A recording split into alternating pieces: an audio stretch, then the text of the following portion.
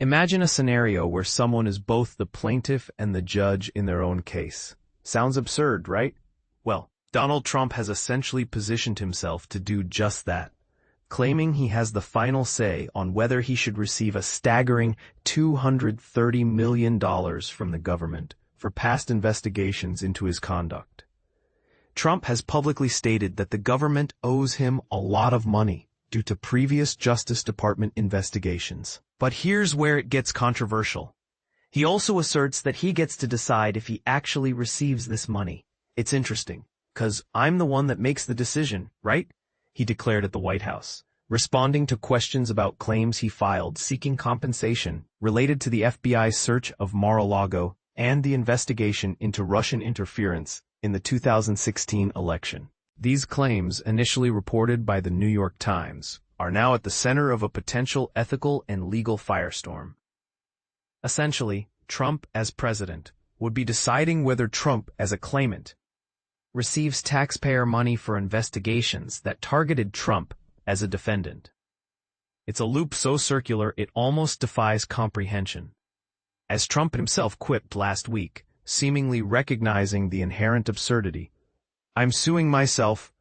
I'll say, give me X dollars, and I don't know what to do with the lawsuit." He even floated the idea of donating the potential windfall or using it to fund the ballroom he's building at the White House.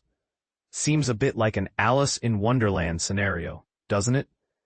Now let's dive into the legal framework. Trump's claims are filed under the Federal Tort Claims Act, a law dating back to 1946. This act allows citizens to seek damages from the government for wrongful acts committed by federal employees. The intention behind the law is to provide a mechanism for redress when the government, through its employees, has caused harm. The process is designed to be impartial, handled by career officials within the Justice Department's Civil Division, deliberately shielded from political pressures to ensure fairness and objectivity. And this is the part most people miss. The Justice Department, the very entity that would evaluate Trump's claims, is now populated by his allies. Consider this. Todd Blanche, who was Trump's lead defense lawyer in the Mar-a-Lago documents case, now serves as Deputy Attorney General. Similarly, Stanley Woodward, who represented Trump's co-defendant, Walt Nauta, holds the position of Associate Attorney General. These appointments raise serious questions about potential conflicts of interest and the impartiality of the evaluation process. Furthermore, the Federal Court Claims Act has specific limitations. It explicitly bars claims arising from discretionary or policy actions.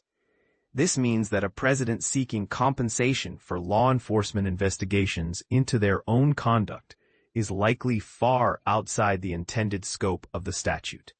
To put it plainly, the act was never designed to allow a president to be compensated for investigations into their own actions, regardless of their perceived unfairness. In fact, no sitting president has ever attempted to seek damages from the federal government for investigations targeting them. This sets a unique and potentially concerning precedent. One of Trump's claims, filed in August 2024, alleges malicious prosecution over the Mar-a-Lago search and subsequent charges related to the hoarding of classified documents. His lawyers argue that the case was politically motivated, designed to damage his presidential campaign, and forced him to spend vast sums on legal defense. Special counsel Jack Smith later dropped those charges, citing Justice Department policy against indicting sitting presidents. However, Trump continues to harbor resentment over the investigation into potential ties between Russia and his 2016 campaign, even years after its conclusion. Trump himself has stated that he is unsure of the exact dollar amounts being sought, and claims he has not discussed the matter in detail with officials.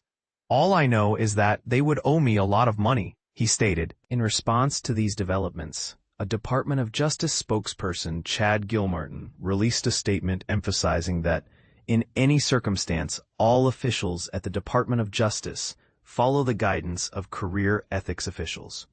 But can this statement truly alleviate concerns given the circumstances and the appointments made within the department? This situation raises profound questions about the separation of powers.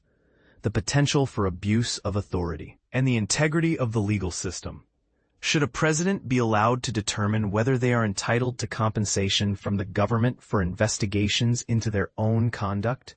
Does the presence of Trump's allies in key positions within the Justice Department compromise the impartiality of the evaluation process? And perhaps most importantly, what safeguards can be put in place to prevent similar situations from arising in the future? What do you think? Is this a legitimate claim or an unprecedented overreach of presidential power? Share your thoughts in the comments below.